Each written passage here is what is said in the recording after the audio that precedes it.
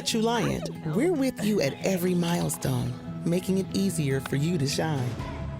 So you can saddle up each morning for more than a paycheck. Have the support to expand your horizon, the space to grow your family, and your brightest dreams never have to fade. At Juliant, we help you shine. That's brighter banking. Juliant Federal Credit Union. Welcome to the Greater Conversations podcast. I'm Deetra Miller, the Director of Member Relations and Engagement at Greater Winston-Salem, Inc. We'll use this platform to showcase our local businesses, our community, and their stories.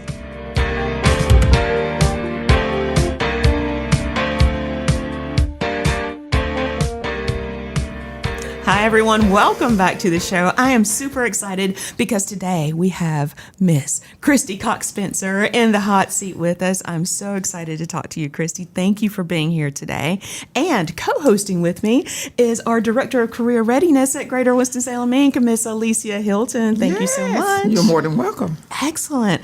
All right. I'm ready to dive right in because, number one, Christy Cox Spencer, to me, is someone that's a little bit larger than life. And the reason I'm saying that is because of how involved you are with the community, how much you have given back to this community, how you have mentored not only business owners, but specifically women in this area. So I just want people to know all about you that don't already. So I want you to share a little bit about who you are. I'm going to share no, I want it to come from you, but I will say this. Christy Cox Spencer is the president of JKS Incorporated and her newest baby, Robert Hall. And she and her husband, Will Spencer, were also the owners of the Winston Cup Museum. So if you know anything about Winston-Salem, that was a staple here in Winston-Salem also. So they are just doing amazing things here. So we want to talk a little bit about that. But Christy's an amazing person. I know I've said that before, but there's some things that I discovered about her when I was just looking things up, and I did not realize that you had a business degree from Forsyth Tech. Yes, I do. I did not realize that you were affiliated with the North Carolina Stroke Association, yes, as well as the National Sports Media Association. That's a lot. Yeah. You juggle a lot of things every day. So who is Christy Cox Spencer? Well, thank you for having me, and thank you just for being interested in my story. When someone asks you about yourself, it's one of those things you're like, I don't know, is it that interesting? But I'm definitely someone who loves this community. So volunteer work and working in the community was just instilled in me. My parents both were, my father was a JC and my mother was a JSET 1,000 million years ago. And my mother-in-law particularly, who I was very close to, you've heard me talk about her, Yes. Deetra, Ann Lanier Spencer. She was someone who was very involved in the community, and she did tons of volunteer work. She was probably sat on every single board you could think of. And it was really important to her that I get involved in the community. So my first volunteer stint was in the junior league. Oh, and okay. I didn't know anything about the junior league. And so I've made some other friends join with me. It really gave me some insight into all the different options there are out there in our community to volunteer, which, if you don't think you can find something that you love to volunteer at, you have not looked. Mm-hmm. Because in Winston-Salem, there are so many opportunities to volunteer and to give back. It doesn't matter what it is you like. So the Stroke Association, actually my father-in-law started the North Carolina Stroke Association. Really? He passed away very soon after I met Will, but he was a stroke victim, and him and Ann created that, created a support group that then became the National Association for Stroke. It's been dissolved since then. But I sat on the board for many years of that. And then I also sat on the board with the National Sports Media Association. Yes. And, that's one of those, if you know Dave Gorin, yes, he's one of those people he's very hard to say no to. And I joke about it because even now, if he texted me and said, hey, come help me, I'm like, I'm not on the board anymore, but I would show up because he's a great guy. And just what they do, it's interesting, like how each of these community opportunities, what they do to invest in our community. Mm-hmm. And one of the things that resonates with me is being able to find ways to help young people find careers. And it, particularly in an area, most kids, when they're young, they think they're going to be a sports star, right? I mean, everyone Right. thinks they're going to be, but that's not reality necessarily. So finding a way to take young kids who are interested in that and giving them avenues, number one, to meet sportscasters from like all over the United States, like big names, and just helping them find that career path. I'm the first to tell you I don't know anything about sports. So them putting me on the board was hilarious because I don't watch sports. They would talk about people and I'm like, I don't know who that is. But I do events. So I really helped a lot with the banquet and I am a hands-on, get down and dirty kind of person. I don't like to talk about doing. I actually like to do the work. Yeah. So, I would say I'm just someone who loves my community, and I have very fortunately found ways to be involved in organizations that I think are doing incredible work. So, the current organizations that I'm very involved with, Family Services is just near and dear to me, particularly the what they call the Battered Women's Shelter. A dear friend of mine, Ann Rokar, and I, about 3 or 4 years ago, started the first fundraiser for the shelter. The shelter actually, is 100% supported by Family Services, and but it runs in a deficit every single year. And so we did a fundraiser the first year. I think we raised $60,000 the first year. The next year we raised like $120,000. So I'm actually on the board for the Family Services Foundation. So that's a volunteer project I work on. And then the Humane Society is very near and dear to my heart. I'm not on the board for that, but I've got a lot of friends over there, and anything that I can to help support them, I do.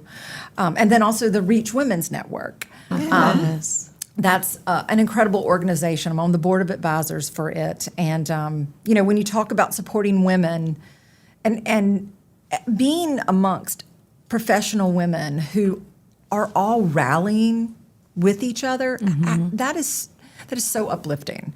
I think for so long we hear about women beating each other down in some way and not supporting them, and I just feel like that's shifted. I don't believe that is true. And if it is a culture where it exists, it's being wiped out.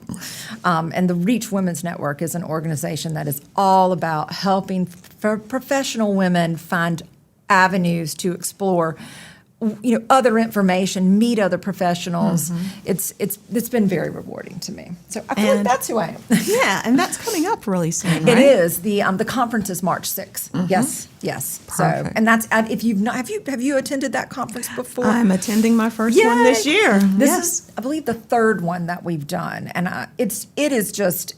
you're going to walk away you're going to walk away feeling, oh my gosh, I feel so much lighter and more empowered. It's such a great feeling. Wow. Yeah.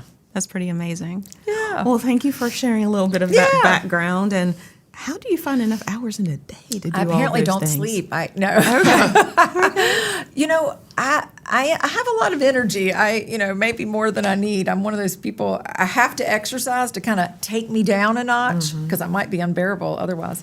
I like to be busy. I work a lot. It's Will and I, we don't have children. Our lives are our work. And particularly now in this stage, I have JKS, and that's certainly, been the mainstay of my career, and he built that business. And now I have Robert Hall, which is, that's work, but it's not quite work. It's when you have a passion project, it doesn't feel like work when you're doing it. So, I just stay busy, and I do. I'm the first to I work 7 days a week. I'd like to tell you that I know I don't understand the work-life balance thing. I'm trying to get to the point in my life where I could make more time for that. But I feel I'm very motivated. Well, that's awesome. Well, let's talk a little bit about JKS Incorporated. And someone said something about an anniversary this year. It is. It's really hard to believe it's been 40 years. Now, I was not, Will and I didn't know each other when he started his business. He really started it in 1983. The idea was forming, and he just fell into what he does. It wasn't an intentional thing. He ended up with some screen printing equipment, and then Haynes came to him and said, "Hey, can you print these pantyhose bags?" He said, "No, I don't know how." And then they told him how much they would pay him to do it. And he was like, I'll figure it out. That's what he said. He was like, "I will figure that out." And so, so he started the business officially in 1984. I met Will in 1988, and I came to work for JKS in 1989. So I've been with the business, a long time. And it's a milestone. Anyone who's had their own business understands how hard it is to run a business. I mean, just every aspect of it. So, we've had a lot of ups and downs. We've gone from being a much larger company to a smaller boutique size company. When I became president in 2019, we were kind of already on that trajectory. And then, COVID came along and just wiped us out. We lost about 90% of our business in March of 2020. We do events. We do large mobile activation events, and we do a lot of sporting events. And so we kind of had to make the decision that, either we close, which are not quitters, we're fighters, or we take our life savings and we put it back into that business. And that's exactly what we did. Wow. So not an easy decision, but so I had to let go of about 30 grown men in about a 2-week period in March. I became president in October of 2019, and then COVID happened in March of 2020. And it was like a very quick learning curve for me. I'd been involved in the business, but I was really more, the bookkeeping and the financial end, and I did human resources, but I wasn't the final decision maker. And it was hard. It was very hard for me. And I took it, honestly, very personally. It was extremely devastating to have to let go of good people. It's one thing if you know you did something stupid and you have to close your business or you lose business. It's another thing entirely when you have no control and you feel like, I don't know what's going to happen next. So, as part of that whole process, like the business has become more a size that I can manage, which is, really good. We have about probably 15 to 20 people. And one of the best things that happened in COVID, when you try to look at the bright spot, we moved back to Winston-Salem. So, we had operated in Winston, then we just outgrew our buildings, and we built a building in Welcome and operated out of there for about 13 years. But I got to move our offices back to Winston. So our office and our printing happens at Liberty Street. Our machine shop is still down in Welcome. So, we still build show cars for race teams, and we fabricate a lot of weird metal objects for the mobile activations that we do. So we still do, that's part of our business. But yeah, things have changed a lot in those 40 years. And we're going to celebrate it this year. We're really, it's a proud moment. Yeah, for sure. The fact that you had basically just became president. Yeah, I just feel my pain, right? Wow. I cannot imagine what that must have felt like. But you bounced back. You have to be resilient. I think as a business owner in general, you have to, one of the hardest lessons was I have to look after the whole. I can't get caught up in one individual that I might really, really like a lot, and they're a great person and they do great work. But if I don't have a job for them, so that's hard. That's very hard. And but I survived it. Yeah, I survived it. We survived it. The business survived it, and I feel very accomplished about that. For other business owners that may be listening right now, we're past the pandemic, if you will, but you never know when something else might come around. How have you planned for the future? Yeah.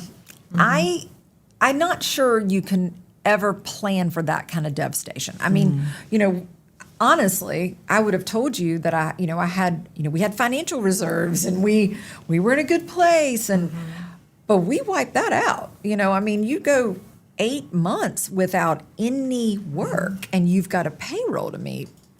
The math quickly, so I think it's hard to plan. I think you definitely have to put back reserves and think, worst case scenario, who's your core team? Like, who's the dream team that you're going to keep no matter what? And if that means you got to wipe out your life savings, that's what you do. Wow. But, I just wouldn't wish that on anybody because it's very hard. But I think it is smart to plan, to think, what am I going to do if something terrible happens? How do I survive for 4 months or whatever? But I don't think anyone could predict, what COVID was going to do to any business. I mean, ours particularly is events, but you think about the restaurant industry. You think about the servers and just how devastating. I don't think you can plan for that. For sure. Yeah. Let's talk a little bit more about JKS. Okay. For folks that are unfamiliar with everything you do, go ahead and give them your sales pitch real quick. I will tell you, just like I would tell anyone, it's very hard to describe what we do at JKS.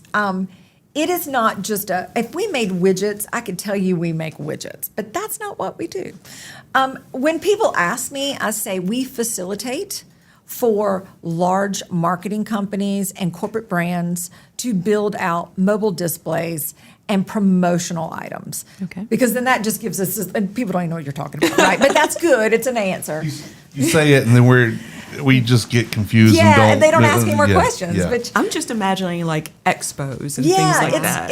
And so then I kind of step it back and I go, when you think about going to, let's say you went to a music festival and you see a big display set up, a tent, and it has, banners flying and marketing materials and games to play. We are the boots on the ground company that goes in and builds that and sets it up. We don't get the credit for it because our customers are marketing companies. So we really are like a white label brand. Okay. Most of our clients, we have, we can't talk about what we do. So it's hard to advertise. And luckily we have a really great reputation within our industry. And so most of our business is repeat word of mouth. I get to advertise that we do vinyl graphics. Obviously, we do a lot of vinyl graphics. We do fleet graphics. We do banners. But is that the mainstay of our business? No, certainly not. We have the capability of those printing capabilities that would go into that type of display. Okay. So that's kind of an easier way to tell people when you think of a display, all the things that are in it. The other things that we do build show cars, which are like a mobile marketing exhibit for race teams. We've been doing that. I mean, when Will started this business in 1984, he started in 84, but the first show car was probably built in 86, and that was for RCR. He was building show cars on Liberty Street and driving the race cars up and down the road to make sure they would run. That was way back in the day. But we still do that. We still build show cars. Like we just did a really cool project that I can talk about for the NASCAR Hall of Fame. There's not a lot I can talk about, but the NASCAR Hall of Fame has simulators.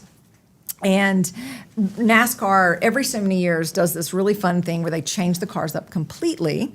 And so every existing race car has to change, as does the promotional car that we build. So we have a fleet of race cars or show cars that no longer match what the new car looks like.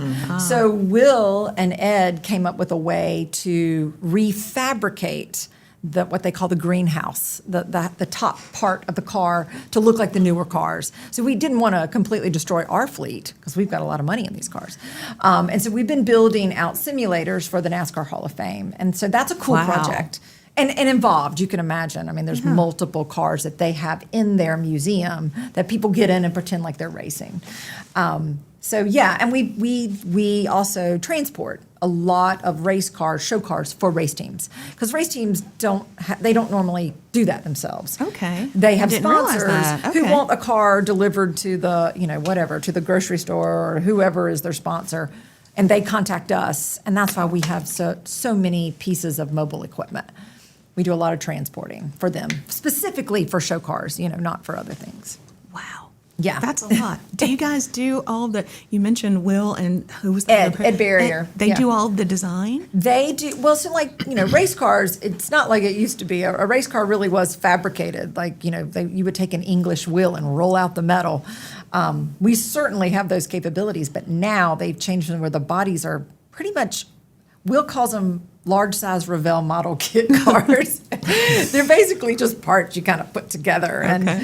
But we're taking older cars and making them work for this new body style. So we are doing true metal fabrication that would involve sheet metal work and welding and Bondo and all the things that you would have to do.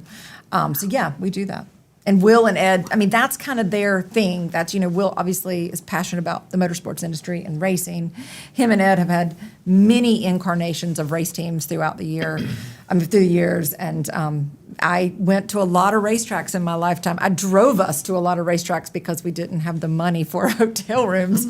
So I would be the one driving a race team of really unhappy guys who didn't do well home at like 3 a.m. from somewhere horrible down in South Carolina. Those are like my best memories. But they've had a long relationship, and part of that is building these types of displays. Okay, so I have to throw this in there because we're in Innovation Quarter, this wonderful area, right? Do you guys do any 3D printing? Any what now? 3D printing? We do not.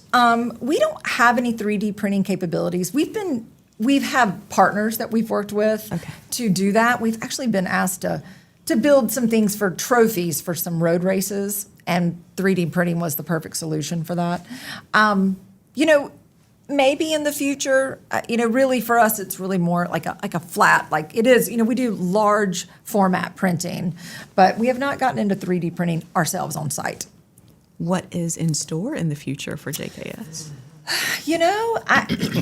She can't talk about this. Yeah, right, exactly. Gosh, we just did this really cool project for a bowl game down in Florida, and I'd love to do that again.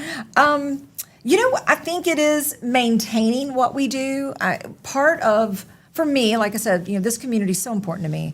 And moving back to Winston gave us the opportunity to also, for many years, did the Winston PD cars, the Forsyth County Sheriff's cars, those fleet graphics. We've been able to get that work back, which is, extremely important to us.